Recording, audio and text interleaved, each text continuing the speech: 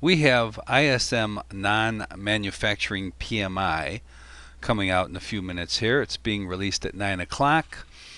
That's 9 o'clock Central Time, the same time zone as the Chicago markets. And I just wanted to demonstrate how we trade these kind of events. There's the potential for a little bit of market volatility here, at least. A tradable event is what I like to call it. Potentially tradable event. So we want to, if that does occur, we want to take advantage of it. There are a number of economic reports that come out. We do like to keep an eye on. They most of the time they do come out in the morning, which makes it kind of nice for those people who have busy schedules. They can look at the week ahead of time and decide which days they want to trade at what times. And typically, we're in these trades for a maximum of a couple of hours, sometimes much shorter. So it's very handy to use this technique. This is the TradeStation platform. Just very quickly, we have a 1 minute chart as our principal time frame up here. We have a number of support and resistance levels that we use. Down below that, we have a 75 tick chart. We are trading the YM contract, the Dow Jones mini contract. There are a number of advantages to trading that contract over the ES, especially for the beginning trader. And if I have time later, I will get into that a bit more. To the left of that, we have the NYSE tick. The NYSE tick is the number of stocks trading higher on the exchange, on the New York Stock Exchange, minus the number of stocks trading lower. This is an indicator that just makes it a little easier, a little quicker to interpret NYSE tick activity. Directly to the left of that, we have a 5 minute NYSE tick momentum indicator and a 1 minute NYSE tick momentum indicator. Below the 1 minute chart, we have a 5 minute chart that this is a 5 minute chart of the day session only, whereas the 1 minute chart is is full session. So we're seeing all the morning activity here. We can see there was a report that came out at 7:30 unemployment claims, and that would have been profitable too had we been trading that. Below on the bottom part of the 1 minute chart is the Jumpstart oscillator. All right, and we have the release. The release is out, so let's look at that. We have a little bit of volatility there.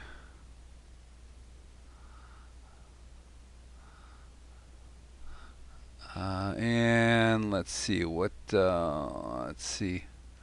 I'm just looking at another on another computer here, trying to figure out, trying to find out what the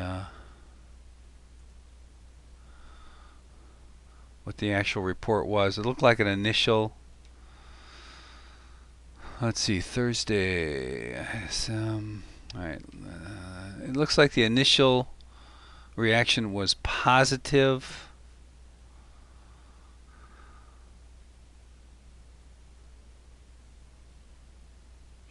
But that was quickly rejected.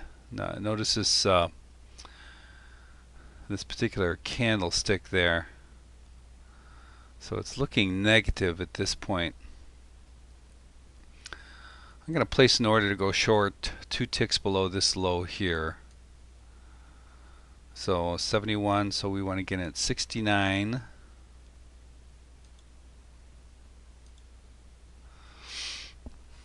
Okay, so if the market does take out this low, we're gonna ride that move.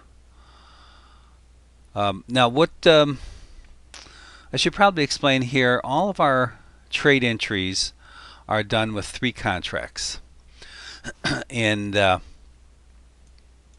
so if we are triggered, this is a stop order in here. If we are triggered into our trade, we're going to automatically sell 3 contracts. Our profit target on the first contract is 119.63, 6 ticks. Second contract is 119.57, 12 ticks, and the third contract is 119.45, 24 ticks.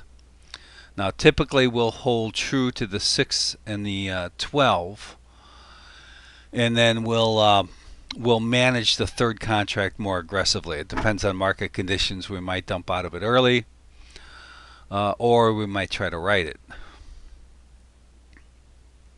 At the same time those orders are placed, we have an automatic stop at 20 ticks. The first thing we do when managing this trade is to move our stop. So if we can, we'll move it closer. We'll never move it further away. But if we can, depending on market structure, we'll move it closer, but we will not move it further away. So just keeping an eye on things here.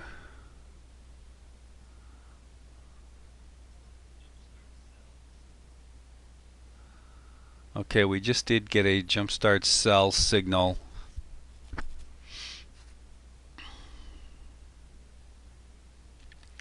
Which lends credibility to a down move.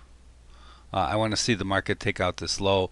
We do have some support directly underneath it, so we're going to have to keep an eye on that. Yesterday's low is an important level. Also the overnight high and the overnight low. In terms of support and resistance, static levels of support and resistance, I consider the overnight high and the overnight low to be of primary importance. And then second in our hierarchy is the prior day highs and lows, as well as the day before that. So we have our indicators plot the prior day and the day before that high and low. All right, we do have negative tick momentum on both the 5 minute and the 1 minute. So that's supporting a bearish stance here.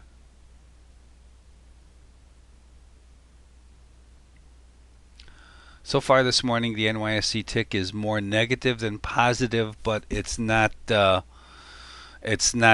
unusual range there. So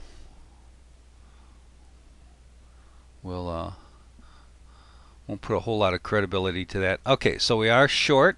We're short 3 contracts. The first thing we want to do is see if we can bring our stop down. The high here is 95, so I would be willing to bring it down to 97 if we can. Oh, we're way far away from that. So no, we're not going to be moving our stop. We're coming up on yesterday's low. Have to see how the market reacts there. Looking at the same time I'm looking at the 1 minute chart. I'm also looking at the NYSE tick and making a comparison. This move to new price lows was not matched with a new move to lows in the NYSE tick. So that's that lends less credibility to a bearish position. Not enough to dump out of the trade, but it's just something to keep an eye on. Normally we would want to see confirmation on a move like that, although actually looking at a bit larger time frame in terms of price is probably a little bit more accurate, a little bit more helpful. I'm going to check, make sure I've got something tells me I got no, it's okay. Just wanted to make sure auto centering was off. It looks like it is.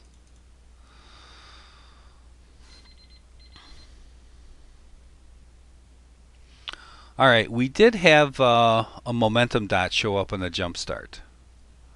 I'm going to turn the audio up on these. All of these indicators have audio alerts to them that you can turn on and off.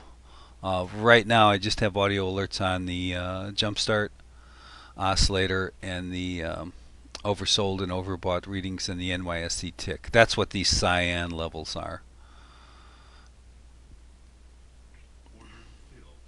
Alright, so we got our 6 ticks.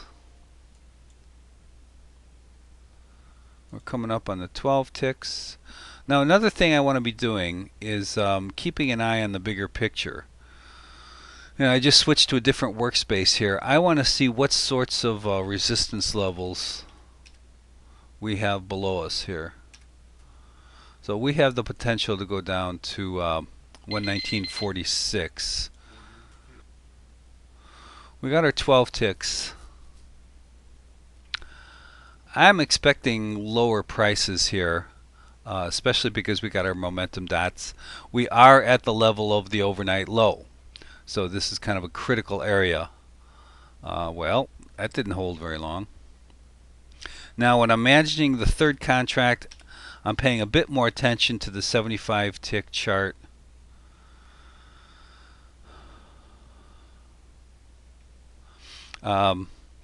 We do typically what we do is we move our stop. Well, what we always do is we move our stop. Oh, never mind. On after the second contract profit of 12 ticks, we move the stop on the third contract to break even. What I should have done here, it's okay that we didn't do it. We got our 24, we got our 6, 12, and 24. But with this kind of a down move, there's just a lot of potential for further downside, especially with these momentum dots here. So technically, what I should have been done if I've been paying more attention to trading rather than teaching and explaining is to have moved the target down lower, because I do believe we have more downside potential here. But that's okay. It's we took our 6, 12, and 24, and the market is starting to do a rebound here. So that was a good place to take profits. And our next task is to start looking for another short entry.